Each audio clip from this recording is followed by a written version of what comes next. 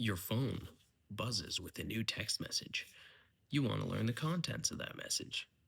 You grab your phone, you read the message, and you satisfy the craving to read that text message. Grabbing your phone becomes associated with your phone buzzing. Cue, craving, response, reward. This is an example of what's called a habit loop. Hi, guys, I'm Landyn. Welcome back to my Atomic Habits review series. This week, we're going to be reviewing Chapter 3, starting with the idea of the habit loop. So, a cue triggers a craving, which initiates a response, and the response provides a reward, which satisfies the craving and later becomes associated with the cue. The idea of a habit loop is like a background process running on your phone. So, say you're trying to download a new app. Well, you don't have to wait in the download screen the whole time. You can kind of do whatever you want, and then when the app is done downloading in the background, you can check it out whenever you want. The habit loop is often associated with an action that you performed so many times you don't even think about doing the action anymore. You walk into a dark room, you flip a light switch. Have you ever stopped to break down the thought behind that, though? The process? You have a cue. You walk into a dark room. You have a craving. You want to be able to see. You have a response. You find and flip the light switch. And you have a reward. Well, now you're able to see. You're no longer in a dark room. The habit loops that run in the background of your brain are there to assist in keeping it free to analyze new patterns and work on any new problems that might arise without having to use up any extra bandwidth to determine the correct solution for something like walking into a dark room. It becomes automatic. Enter dark room, flip light switch. The more you practice these habits, the faster your brain makes that connection the next time that you're in a specific scenario. Dark room, flip switch. You don't even have to think about any other solutions anymore.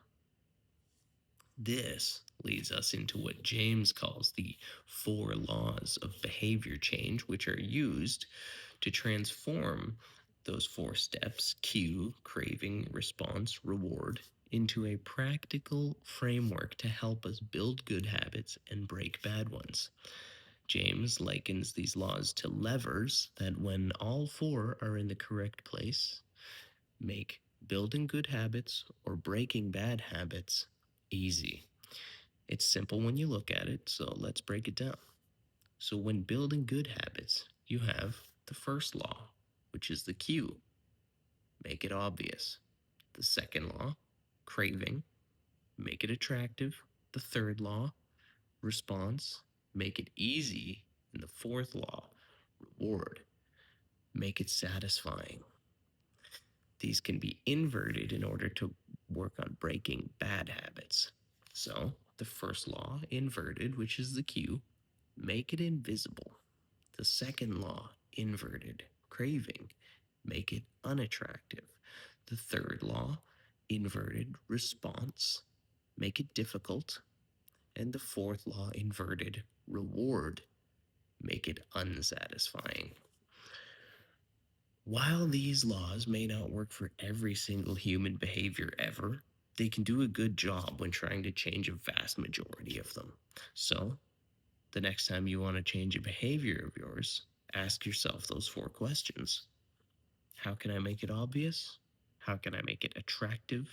How can I make it easy? How can I make it satisfying? Or, of course, you can always inverse those questions, right? So, in summary of Chapter 3, as James Clear puts it, 1. A habit is a behavior that has been repeated enough times to become automatic. 2.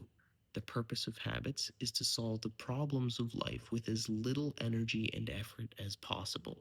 3. Any habit can be broken down into a feedback loop that involves 4 steps: cue, craving, response, reward. And 4. The 4 laws of behavior change are a simple set of rules we can use to build better habits or break bad ones. They are: Make it obvious, attractive, easy, and satisfying, or the inverse of those. I hope you enjoyed the video. I did things a little bit differently here. You can probably tell I didn't bring any powerful ideas from the text into this video, instead focusing more on a comprehensive summary of the ideas in the chapter. I'll bring the two powerful ideas that I pull from the text in later in the week, Thursday, Friday, and we can go over both of those in that video. Let me know in the comments what you thought of this video and what experiences you've had implementing the 4 laws of behavior change, if any. I understand that a lot of the viewers here, this might be the first time that you've ever heard of these laws. I didn't hear them before I started reading the book myself, so once again, I'm Landon. Thanks for watching, and we'll see you again soon.